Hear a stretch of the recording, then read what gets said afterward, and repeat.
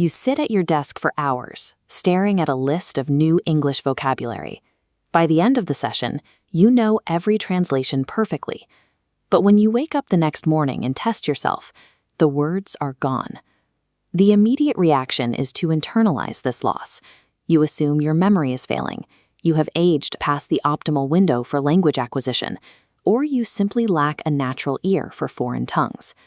This rapid erasure of vocabulary is actually the sign of a highly evolved, perfectly functioning brain. It is not a passive storage drive. It operates as an active, ruthless filter. To your nervous system, forgetting is an evolutionary feature designed to conserve metabolic energy. In 1885, a German psychologist named Hermann Ebbinghaus demonstrated that this biological deletion happens to everyone, and it operates on a predictable schedule. This graph maps the forgetting curve. Without intervention, the brain clears out 50 to 70% of newly acquired information within a single day. After this initial purge, the loss levels off. By 1 month, only a fraction of those memories remains intact. Trying to brute force your way through this natural decay is a losing battle. The physical architecture of your mind is mathematically programmed to clear space. When you encounter a new English word, it does not bypass the brain's filters and land in a permanent archive. It is routed directly to the hippocampus, a temporary and highly volatile processing center.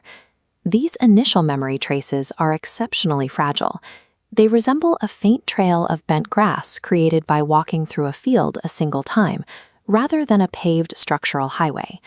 Paving every single one of those trails would require a massive expenditure of cellular energy, and the brain operates on a strict metabolic budget. Because it cannot afford to maintain every piece of daily input, the nervous system uses your periods of sleep to execute a strict triage protocol. Neuroscientists refer to this process as synaptic homeostasis. It is the biological mandate to return the brain to a manageable, sustainable baseline energy state every single night. During slow-wave sleep, the brain performs a massive biological cleanup, actively downscaling and destroying the weakest synaptic connections. The criteria for this pruning process are strict. Words that you merely read on a page or passively listen to generate very little neural activity.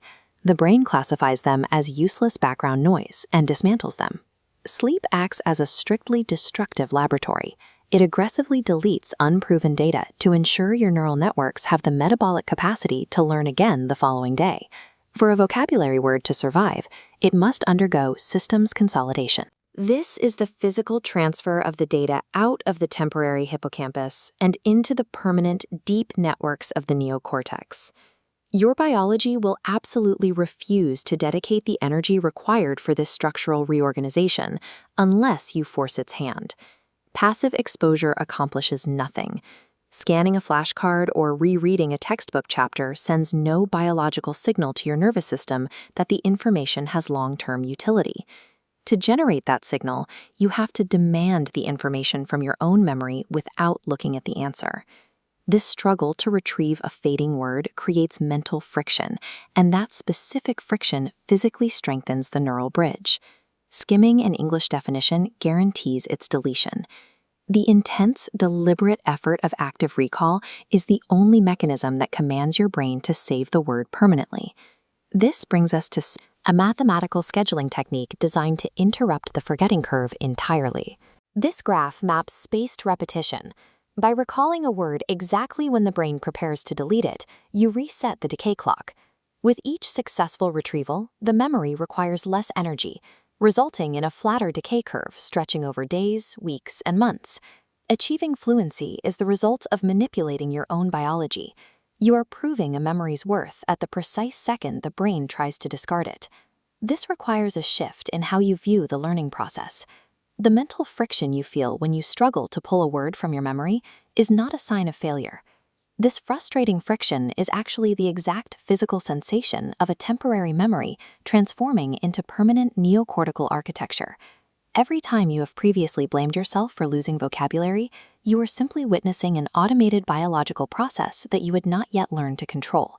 Your brain isn't deleting English because you're bad at learning. It's deleting what you never proved was worth keeping.